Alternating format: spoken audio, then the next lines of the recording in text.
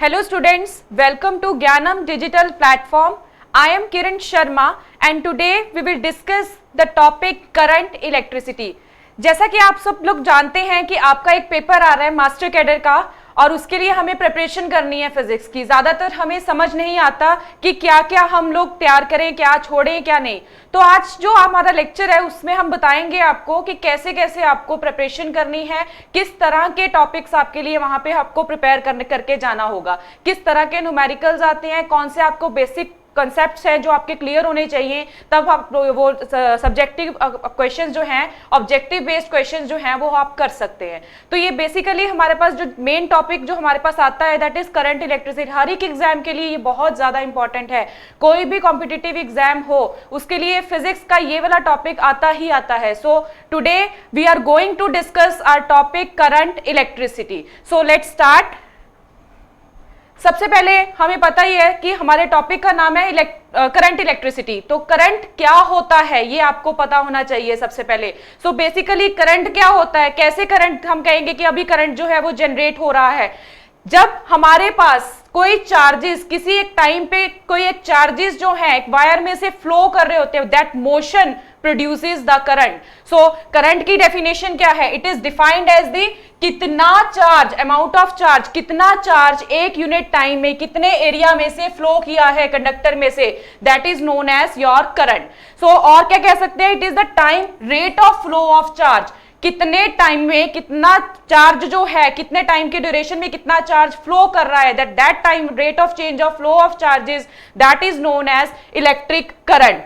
And अगर हमें इसका एक्सप्रेशन देखना है तो कोई भी एक क्रॉस सेक्शन के लिए हम लोग सपोज करते हैं कि हमारे पास जो चार्ज है दैट इज डेल्टा क्यू, जो कि एक कंडक्टर या क्रॉस सेक्शन कोई भी आप ऑब्जेक्ट लिख सकते हैं उसमें से पास हो रहा है डेल्टा क्यू चार्ज, और हमने सपोज किया कि वो टाइम डेल्टा टी के ड्यूरेशन के अंदर ये पास कर रहा है एक कंडक्टर में से चार्ज डेल्टा क्यू। तो हमारे पास रिलेशन क्या आएगा? करंट को हमें पता है हम कैसे डिनोट करते हैं, आई के साथ।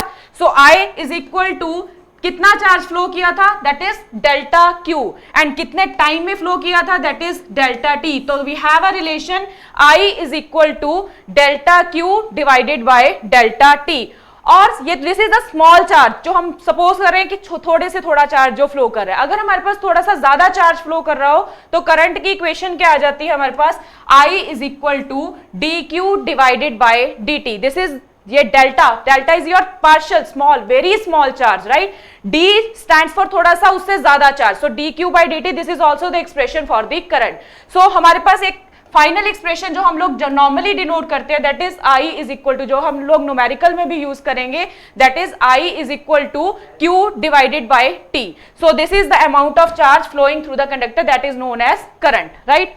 नेक्स्ट है, हमें पता है करंट एक स्केलर क्वांटिटी है। कैसे पता? क्योंकि आपने बोला कि एक डायरेक्शन में हम लोग कह रहे हैं कि वो फ्लो कर रहा है, तो डायरेक्शन है, आप कहेंगे कि एक डायरेक्शन रिप्रेजेंट कर रहा है तो it is a vector quantity, but no, this is a scalar quantity. ये क्यों हम इसको स्केलर क्वांटिटी कहते हैं इसको हम नेक्स्ट स्लाइड में डिस्कस करेंगे।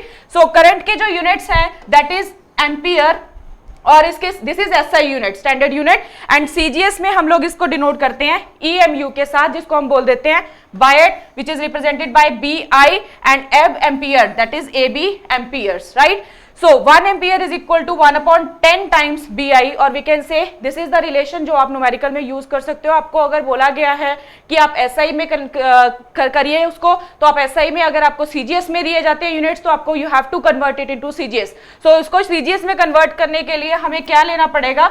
1/10 BI दैट इज बायट, इसको 1/10 के साथ मल्टीप्लाई कर देंगे तो 10 CGS यूनिट्स में कन्वर्ट हो जाएंगे। नेक्स्ट है 1 एम्पियर। कब हम कहेंगे कि करंट जो है दैट इज 1 एम्पियर? अब देखिए हमने पीछे एक्सप्रेशन में किया था I is equal to Q by T, तो हमें करंट चाहिए 1 एम्पियर। इसका मतलब क्या है कि चार्ज भी कितना होना चाहिए 1, और टाइम कितना होना चाहिए 1 सेकेंड, तभी हमारे पास जो करंट है दैट इज कितना आएगा 1 एम्पियर। सो कैसे डिफाइन करेंगे? Current is said to be 1 ampere if 1 coulomb of charge flows through it in 1 second. एक सेकेंड में 1 कूलम ऑफ चार्ज जब फ्लो करेगा तब हमारे पास करंट की वैल्यू कितनी आएगी? 1 एम्पियर, राइट। नेक्स्ट है किस साइड को करंट की डायरेक्शन जो होती है, हमें करंट की डायरेक्शन बतानी है।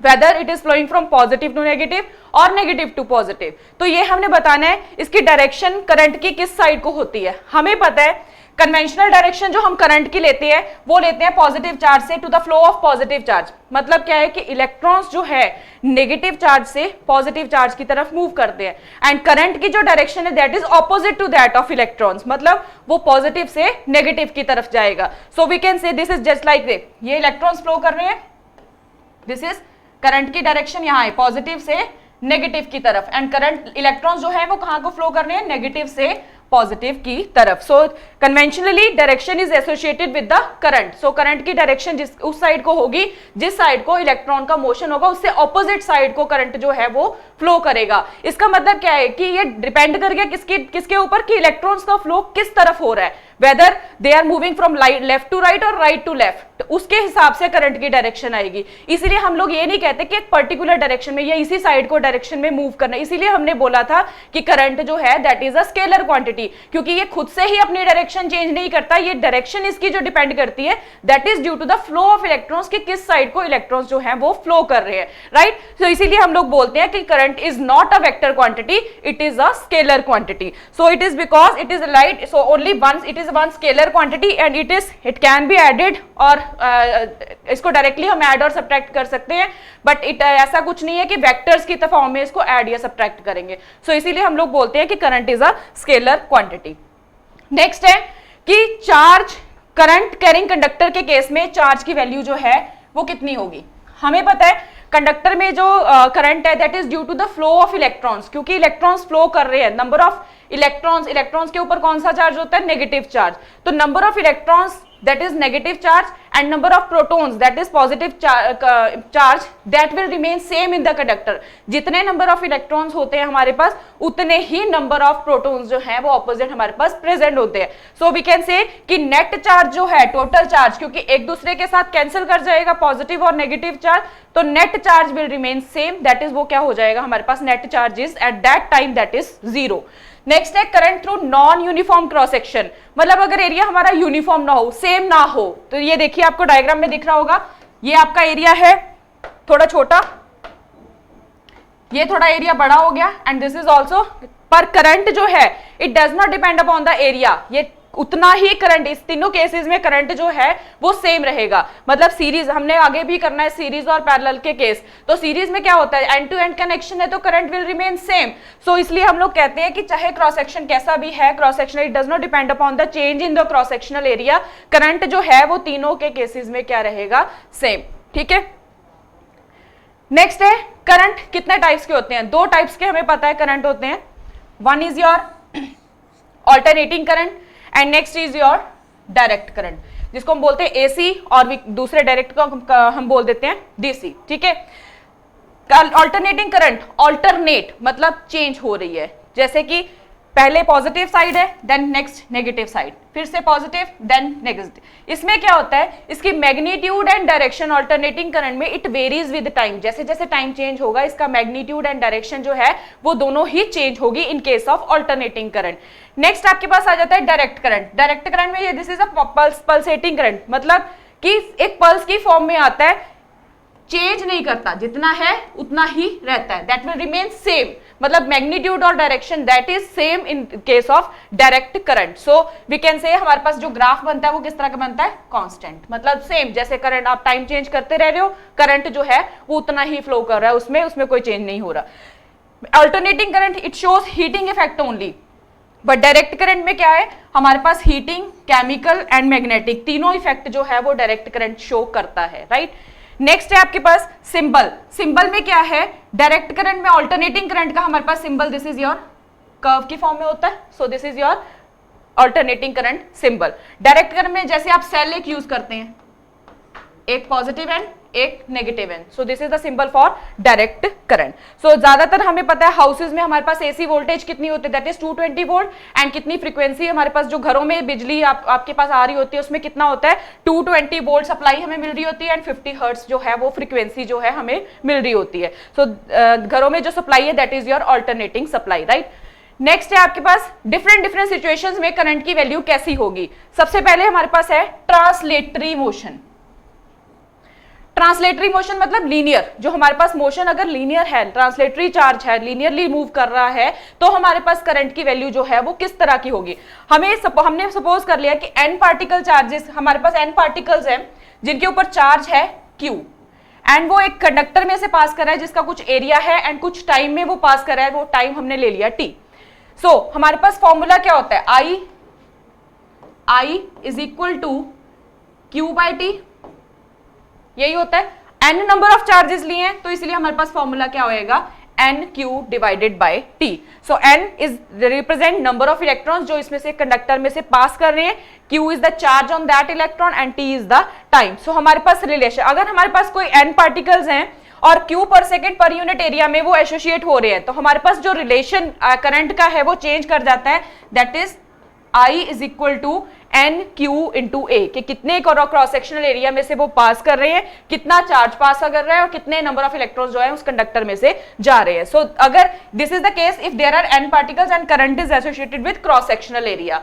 नेक्स्ट है आपके पास if there are n particles per unit volume, कितने वॉल्यूम में आप कितने पार्टिकल्स जो है वो ले रहे हो और हर का एरिया है, चार्ज है q एंड वो v वेलोसिटी के साथ मूव कर रहा है, तो उस केस में हमारे पास जो करंट आ जाएगा that is I is equal to n q v into A. तो ये हमारे पास करंट की वैल्यू आ जाएगी। This is for in case of volume, अगर हमारे पास कोई फिक्स्ड वॉल्यूम है, so I is equal to n q v into A. Next है रोटेटरी मोशन में क्या होता है, रोटेशन के अकॉर्डिंग, मतलब सर्कुलर मूवमेंट जो है वो क्या हो रही है, हमारी सर्कुलर हो रही है। तो हमें पता है अगर हमारे पास n पॉइंट ऑफ चार्जेस हैं, सर्कल में मूव कर रहे हैं, जिसका रेडियस है हमारे पास r एंड स्पीड है v, फ्रीक्वेंसी है न्यू एंड एंगुलर स्पीड है उसकी ओमेगा एंड टाइम पीरियड है t। तो हमारे पास रिलेशन, ये देखो ये रिलेशन एक दूसरे के साथ ही बने हुए हैं।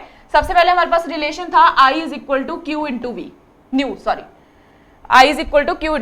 फ्रीक्वेंसी क्या होती है, it is reciprocal of time period, so यहाँ पे न्यू की जगह पे क्या आ जाएगा 1/t, this is reciprocal of time period. ठीक है, उसके बाद हमारे पास क्या आता है Q इंटू, हाँ जी हमारे पास फॉर्मूला होता है कि omega is equal to 2π/t, right. तो उसके हिसाब से अगर हमारे पास एक्सप्रेशन आए that is v upon 2πr, 2πr is the circumference of the circle, so we have one relation I is equal to qv divided by 2πr। और in terms of angular velocity हमारे पास relation है q I is equal to q omega divided by 2π। ठीक है, तो omega क्या होता है, that is 2π divided by t, तो वहां से हम रिलेशन बना लेंगे q omega divided by 2π। Next है when voltage is v is applied across resistance, अगर रेजिस्टेंस के अक्रॉस हमने वोल्टेज अप्लाई की है तो हमारे पास करंट जो है कंडक्टर में से फ्लो करता है, that is according to Ohm's law. Ohm's law क्या होता है कि for a constant temperature, we can say for a constant under temperature condition remains same, current is directly proportional to your potential difference, or we can say potential difference is directly proportional to current. So this is so according to Ohm's law हमारे पास relation क्या है, I is equal to V by R, and in terms of power we have relation I is equal to P divided by V.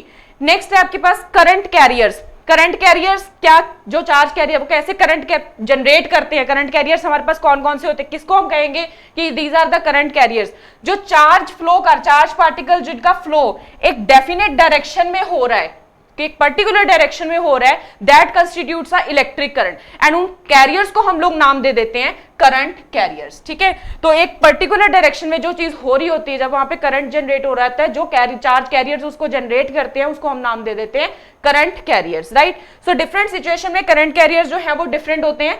जैसे कि solids का case ले लो, solids में क्या होता है, मेटल्स, राइट, सारे की सारी मेटल्स आ जाती हैं। सो दीज आर करंट, इनके जो करंट कैरियर्स हैं वो फ्री इलेक्ट्रॉन्स होते हैं, जो करंट कैरियर चार्ज कैरियर्स होते हैं इनके free electrons, these are the current. In case of liquids positive and negative ions जो हैं वो उसके करंट कैरियर्स होते हैं। Next in case of gases हमारे पास जो करंट कैरियर्स हैं वो भी पॉजिटिव आयंस एंड जो फ्री इलेक्ट्रॉन्स, जो दोनों, इन दोनों का combination, that is solid and liquid का कॉम्बिनेशन, एक तो करंट के पॉजिटिव आयंस, दूसरा फ्री इलेक्ट्रॉन्स, फ्री इलेक्ट्रॉन जो फ्रीली मूव कर सकते हैं वो इलेक्ट्रॉन्स, उनको हम केस में ले लेते हैं current carriers in case of gases, right. Next semiconductors, semiconductors में हमारे पास जो करंट कैरियर्स होते हैं वो होते हैं due to holes and electrons, जो फ्री इलेक्ट्रॉन्स जनरेट हो रहे होते हैं या जहां से इलेक्ट्रॉन जो है वो जा रहा होता है वहां पे होल क्रिएट करता है, तो these are the current carriers in case of semiconductors. Next है आपके पास करंट डेंसिटी। करंट डेंसिटी क्या है?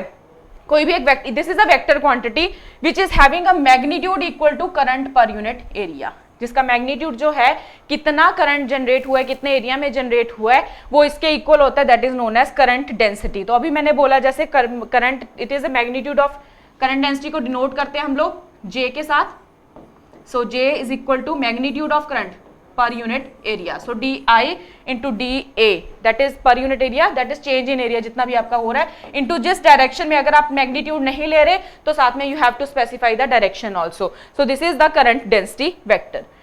नेक्स्ट है, अगर हमारे पास cross, this is for the case की क्रॉस सेक्शनल एरिया जो है वो नॉर्मल है। अगर क्रॉस सेक्शनल एरिया हमारा नॉर्मल नहीं है, उस केस में हमारे पास जो फिगर है वो रिजॉल्व हो जाएगी और हमारे पास वैल्यू जो है वो कितनी हो जाएगी, DA cos थीटा। इस सिचुएशन में if this is not normal to the current, cross sectional area is not normal to the current, and in that case हमारे पास जो वैल्यू है, जैसे आपके आई थी DI upon DA, in that case अगर हमारे पास नॉर्मल नहीं है तो हमारी वैल्यू जो है वो कितनी हो जाएगी, J is equal to DI upon DA cos theta. Current density vector is equal to DI divided by DA cos theta. Current density uniform के लिए हम लोग कैलकुलेट कर सकते हैं बाय इंटीग्रेटिंग, और एंगल देखेंगे कि किस साइड को हमारा एंगल जो है वो जा रहा है, राइट। नेक्स्ट है आपके पास current density in terms of velocity of charge. Velocity के टर्म्स में अगर हमारे पास यूनिफॉर्म फ्लो हो रहा है चार्ज का, तो उस टाइम पे हमारे पास करंट डेंसिटी की वैल्यू कितनी होगी, कितने नंबर ऑफ चार्जेस फ्लो कर रहे हैं, दैट इज N, कितने क्रॉस सेक्शन, कितना चार्ज फ्लो कर रहा है, that is represented bye Q, right, और उसकी फ्रीक्वेंसी दैट इज वेलोसिटी, कितनी वेलोसिटी के साथ V, तो कितने एरिया में आ रहा है, तो I, तो दिस इज टोटल करंट जो हमारे पास जनरेट होगा, vector is not normal to that, so J is equal to, formula क्या होता है, I upon A into N vector. I कितना है हमारे पास, NQVA divided by A into N vector, A के साथ A क्रॉस हो जाएगा, so this is NQV into, sorry A नहीं आएगा, N vector. So this is the current in terms of charge, right. Next है आपके पास current in terms of electric field. Current relates to electric field, हमें पता है it is the by relation J is equal to sigma into E। J is your current density, sigma is the conductivity. Conductivity क्या होती है? It is the reciprocal of resistivity. So J, sigma is the conductivity, and जो हमारे पास E, that is electric field जो हमने कितनी apply की है, that is also equal to E by rho. Rho is the density of that material which we are using in that conductor, right? So direction current density की, जिस side को electric field की direction होगी उसी side को हमारी current की जो करंट डेंसिटी की डायरेक्शन जो है वो उसी साइड को होगी। अगर इलेक्ट्रिक फील्ड यूनिफॉर्म है, सपोज यूनिफॉर्म का मतलब क्या है कि हमारी इलेक्ट्रिक फील्ड की value that is constant through out, तो हमारे पास करंट डेंसिटी की वेक्टर वैल्यू जो है वो भी क्या रहेगी, कांस्टेंट रहेगी, राइट। एंड अगर हमारे पास इलेक्ट्रिक फील्ड जीरो है, जैसे कि इलेक्ट्रोस्टैटिक्स के केस में हम लेते हैं कि inside the conductor we don't have any charge, तो उस दैट केस में हमारे पास इलेक्ट्रिक फील्ड की वैल्यू कितनी होती है, जीरो, तो उस टाइम पे भी current density and also current जो है that is also equal to zero. In that case current density and हमारा करंट जो है that is equal to zero.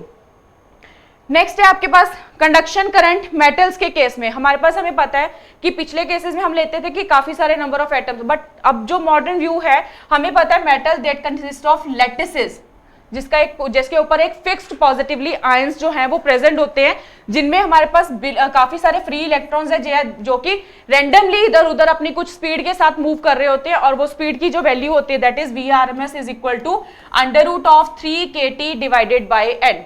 K is the Boltzmann constant, T is the temperature, जिस temperature पे वो काम कर रहे हैं, M is the mass of the electron, जो इलेक्ट्रॉन्स फ्लो कर रहे हैं उनका मास कितना है, so this is the VRMS, right.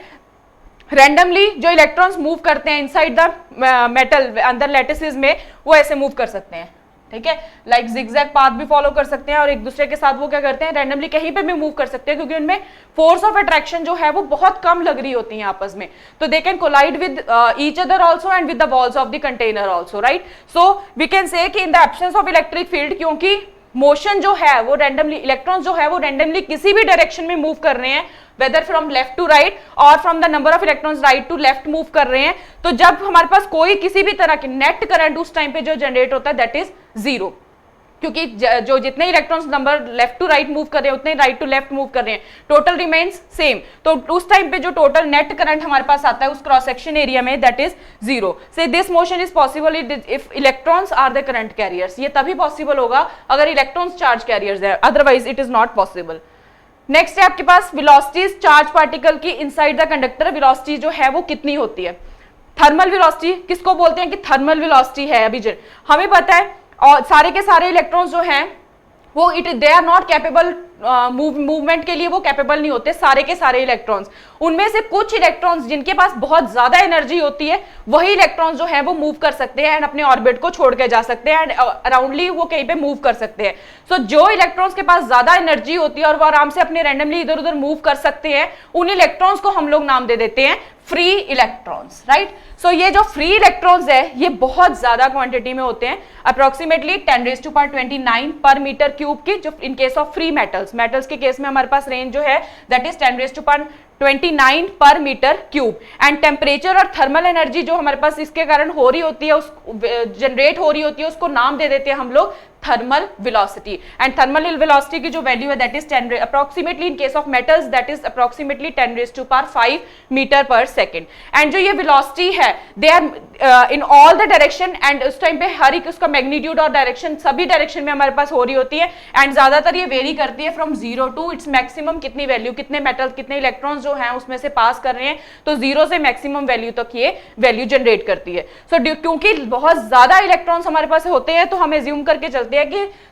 Sum total निकालने के लिए थर्मल वेलोसिटी का हम उनको क्या कर देते हैं, एक एक की वेलोसिटी निकाल के उनको ऐड कर देते हैं, तो that is the total thermal velocity. So that is u1 plus u2 plus u3 so on, कितनी भी आपके पास वेलोसिटीज है un, टोटल इनका सम कितना आना चाहिए हमारे पास 0। जो फ्री इलेक्ट्रॉन्स मूव करें that is equal to 0। Mean free path क्या होता है?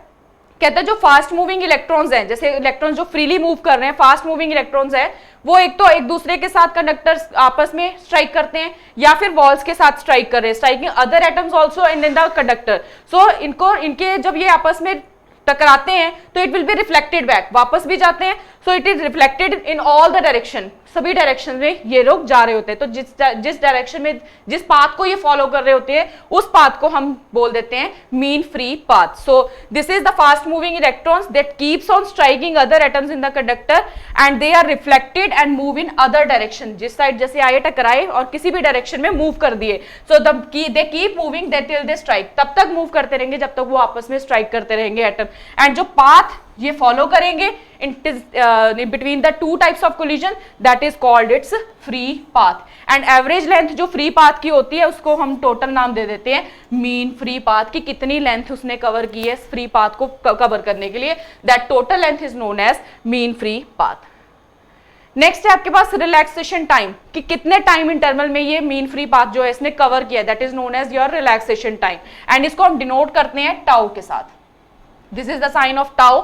सो अगर हमारे पास मान लो कि t1, t2, t3 सेकेंड्स में हमारे एंड कोलिजन्स हुई हैं तो रिलैक्सेशन टाइम कितना हो जाएगा, सभी का सम और कितने नंबर ऑफ कोलिजन्स जो है हम लोग ले रहे हैं divided by that number of collision, that is known as your relaxation time.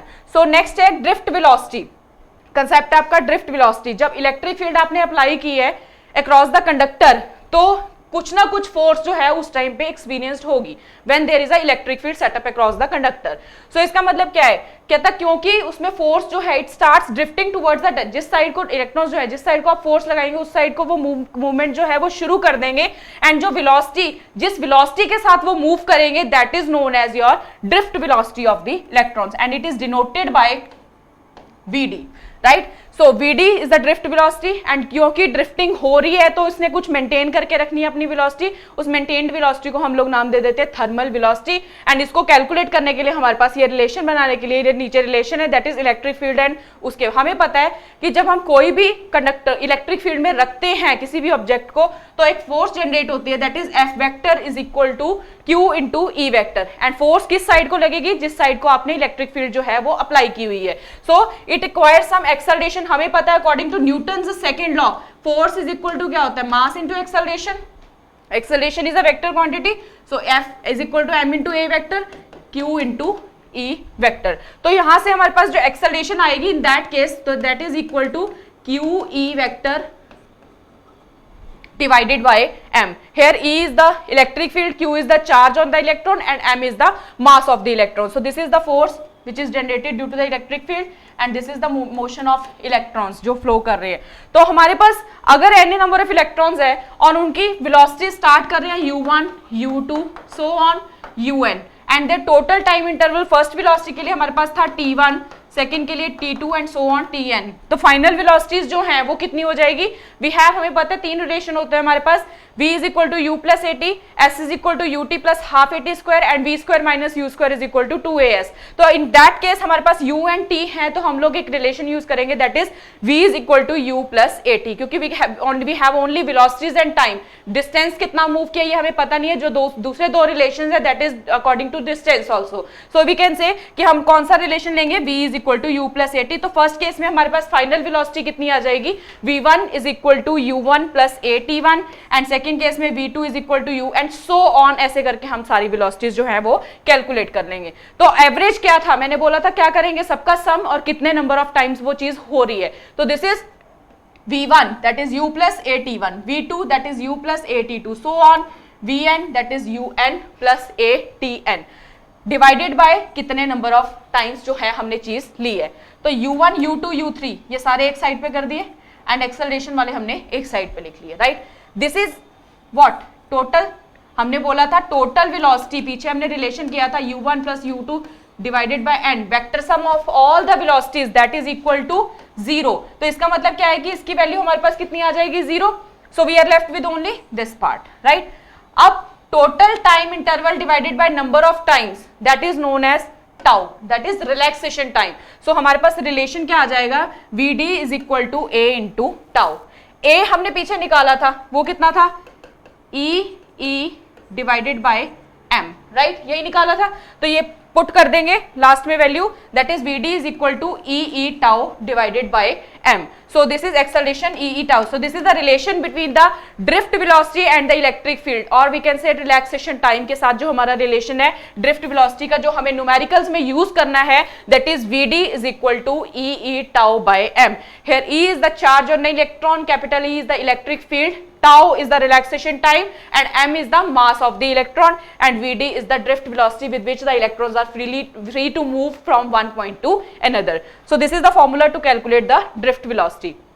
Next है, अब हमने इलेक्ट्रिक ड्रिफ्ट वेलोसिटी और इलेक्ट्रिक फील्ड के अंदर एक्सप्रेशन कैलकुलेट किया था, राइट. बट अभी हमें देखना है कि करंट और ड्रिफ्ट वेलोसिटी के बीच में क्या एक्सप्रेशन है. सो जब आपने इलेक्ट्रिक फील्ड अप्लाई की है इनसाइड द कंडक्टर, हमने बोला था कि इलेक्ट्रिक फोर्स उस टाइम पे एट दैट टाइम हमारे पास जनरेट होगी, वो फोर्स की वैल्यू थी F is equal to Q into E. This is the electric force which, क्योंकि ड्रिफ्टिंग हो रही है, मूवमेंट हो रही है, तो करंट, कुछ इलेक्ट्रॉन्स मूव कर रहे हैं तो उस टाइम पे कुछ करंट भी जनरेट होगा. सपोज कर लो कि ड्रिफ्ट वेलोसिटी हमारे पास जो this average velocity that is of the order of 10 raised to power minus 4, 10 raised to power 4 metre per second and जो थर्मल स्पीड है that is 10 raised to power minus 5 metre per second. And suppose किया है कि conductor में हमारे पास n, that small n represent your number of electrons per unit volume. This is not only n, this is the number of electrons per unit volume, right. Next a is the area, v is the potential difference applied across the conductor and e is the electric field which we are applying, right. तो we have relation I is equal to current, J is the current density, rho is the specific resistance and sigma मैंने बोला था it is the reciprocal of resistivity. So resistivity को हम denote करते हैं रो के साथ. So this conductivity is known as 1 upon rho and current का रिलेशन जो है वो कैसे रिलेट करेगा with respect to drift, I is equal to NAEV. So we can also write VD मतलब drift velocity, इसको नीचे ले जाए I NE into A, right. हमें पता है I अपॉन A, हमने बोला था change in current to change in area that is current density. So इसको क्या लिख सकते हैं, J के साथ. So J divided by N into E. J current density और इलेक्ट्रिक फील्ड का हमारे पास रिलेशन था sigma into E divided by N into E, right. This is E rho n e, क्योंकि हमें पता है सिग्मा किसके इक्वल था, 1 अपॉन रो के. सो हमने सिग्मा की जगह पे क्या पुट कर दिया, 1 upon row. Also E is equal to V by L होता है, तो V by L row n into e. So e की जगह पे हमने क्या पुट कर, so these are the relation जो करंट के साथ हम लगाएंगे in terms of electric drift velocity. So ये रिलेशन हम लोग अपने पेपर के लिए यूज करेंगे, right. So this is the कितनी वेलोसिटी के साथ मूव करा है, that is acting in opposite direction, and electron का फ्लो जो है दैट इज करंट जो है पॉजिटिव टू नेगेटिव जाएगा, that is opposite to that of the electron. Next है आपके पास रिलैक्सेशन टाइम। टाइम इंटरवल दो सक्सेसिव कोलिजन्स के बीच में जब हो रही है, कितना टाइम लग रहा है in terms of metal lattices, that is your relaxation time. And tau, इसके टाउ के साथ डिनोट करते हैं हम लोग in terms of mean free path. इसका रिलेशन है tau is equal to mean free path divided by RMS velocity of the electrons. Next है आपके पास मोबिलिटी। मोबिलिटी क्या होती है, ड्रिफ्ट वेलोसिटी, कितनी ड्रिफ्ट वेलोसिटी एक पर यूनिट इलेक्ट्रिक फील्ड कितनी जनरेट हुई है drift velocity, that is your mobility. So mobility को डिनोट करते हैं हम लोग म्यू के साथ। Drift velocity is vd, per unit electric field is E. So we mu is equal to vd divided by E. Next अभी तक हमने जो किया है इसके कुछ एग्जांपल्स हैं जो हम लोग अब डिस्कस करेंगे। फर्स्ट देखिए, पोटेंशियल डिफरेंस हमने अप्लाई किया है एक्सरे ट्यूब को, that is 5 kilo volt, and current उसमें से जो फ्लो कर रहा है that is 3.2 milli ampere. Then number of electrons, कितने इस टारगेट को पर सेकंड जाके कितने स्ट्राइक करेंगे नंबर ऑफ इलेक्ट्रॉन्स, इसको हमें कैलकुलेट करने हैं, ठीक है। तो अभी हमें दिया क्या हुआ है, देखो हमारे पास रिलेशन होता है I is equal to Q by T according to quantization of charge. Q क्या होता है, it is the integral multiple of charge, that is total charge जो हमारे पास हमने कैलकुलेट करना है, that is the integral multiple of charge. तो Q इज इक्वल टू हमारे पास रिलेशन क्या होता है Ne divided by T। So number of Ne, अब हमारे पास Ne और डिवाइडेड बाय T, हमें जो जो चीजें गिवन है कि देखिए current through it is 3.2 milli ampere, मतलब I की वैल्यू दी हुई है, बट अभी हमारे पास जो रिलेशन है उसमें I की वैल्यू नहीं है। तो Q हमें पता है, रिलेशन में हमारे पास यहां से दोनों को इक्वेट करनी है, I is equal to Ne divided by T, right. यहां से N निकालना है, तो this is IT divided by E। आपको I की वैल्यू पता है, राइट, पर सेकेंड मतलब टाइम कितना हो गया हमारे पास 1 second, right. So T is equal to 1 second. Charge की वैल्यू फिक्स है, इलेक्ट्रॉन फ्लो कर रहे हैं, तो E कितना होता है हमारे पास 1.6 into 10 raise to power minus 19। तो इसको सॉल्व कीजिए, हमारे पास आंसर आ रहा है 2 into 10 raise to power 16। So current कितना फ्लो करेगा, that is 2 into 10 raise to power 16। Next है आपके पास a beam of electrons moving at a speed of 10 raise to power 6 metre per second. कहता है एक इलेक्ट्रॉन्स की बीम जा रही है जिसमें इलेक्ट्रॉन्स जो है वो कितनी स्पीड के साथ मूव कर रहे हैं, 10 raise to power 6, right. And current produce कर रहे हैं 1.6 into 10 raise to power minus 6 ampere. तो हमने नंबर ऑफ इलेक्ट्रॉन्स बताने हैं कि एक मीटर में, एक बीम में नंबर ऑफ इलेक्ट्रॉन्स जो हैं वो कितने आएंगे। वही रिलेशन फिर से I is equal to Q by T. T कैसे निकालेंगे, हमें पता है distance, velocity is equal to distance upon time या डिस्प्लेसमेंट अपॉन टाइम। तो रिलेशन यूज कीजिए, T is equal to that is speed is equal to distance या velocity is equal to distance upon time. So this is X upon कितनी speed के साथ move कर रहे हैं, इसको डिनोट किया हमने v के साथ। तो v is x, t is equal to x by v, v ऊपर चला जाएगा एंड आपको यहाँ पे रिलेशन में वैल्यू पुट करके according to quantization q is equal to number of electrons निकालने हैं। तो relation q is equal to क्या है, n ही। तो ne को इधर से हमें कैलकुलेट करना है, ne divided by x is equal to this i। सो हमारे पास n कितना आ जाएगा, ix डिवाइडेड बाई ev। और इसको फॉर्मूला में पुट करके जो हमारे पास गिवन है value, first of all change कीजिए यूनिट्स, क्योंकि अगर आप मीटर पर सेकंड में है, कोई आपको मिली एम्पियर में दिया होगा, उसको आपको चेंज करना पड़ेगा। तो हमारे पास वैल्यू जो है कितनी आ जाएगी, 10 रेज़ टू पावर 7, राइट।